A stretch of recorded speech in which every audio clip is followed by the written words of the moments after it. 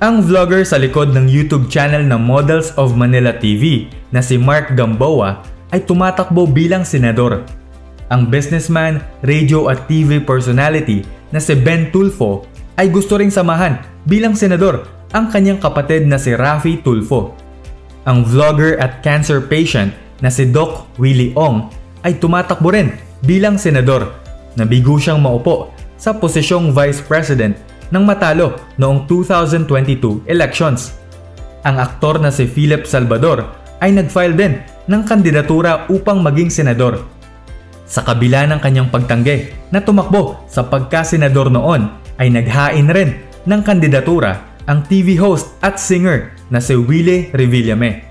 Tumatakbo rin sa pagka-senador ang singer at lawyer na si Jimmy Bondoc.